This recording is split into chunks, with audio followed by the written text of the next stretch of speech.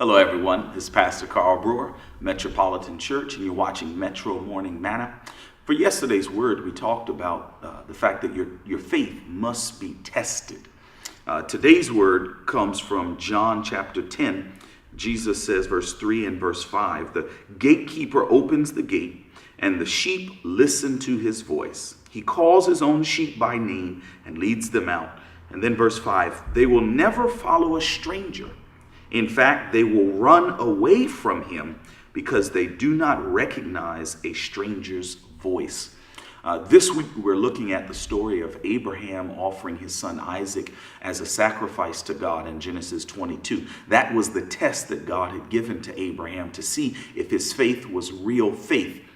But when you look at the story, and as a believer, you have to think, how in the world would Abraham receive such a test and know it was from God? Because offering your child as a sacrifice sounds very strange.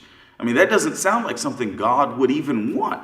Why would Abraham, take his son to offer him as a sacrifice? Why would he even think this is something that God would request of him?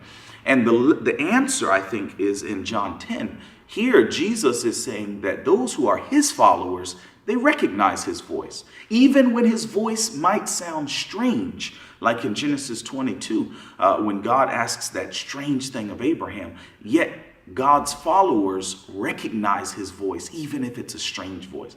Sometimes God asks his followers to do some weird stuff. Some stuff that just doesn't make sense to us. If we think following God means that we're always going to understand why and everything's going to make sense, then you have something different in store for you. As a Christian, you are following God, but you don't always understand God.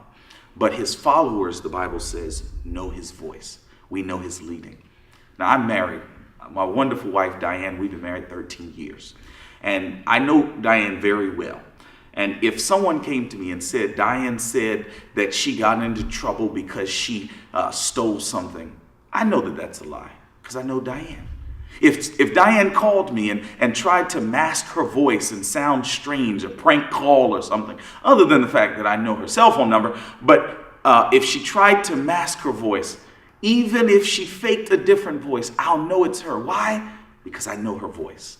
I've spent time with her. I know what she sounds like. I know how she acts. The same is true with God. The more time we spend with him, the more we'll know his voice. And we'll be able to realize that he's calling us even when it sounds strange. I encourage you to spend some time with Jesus and get to know that voice.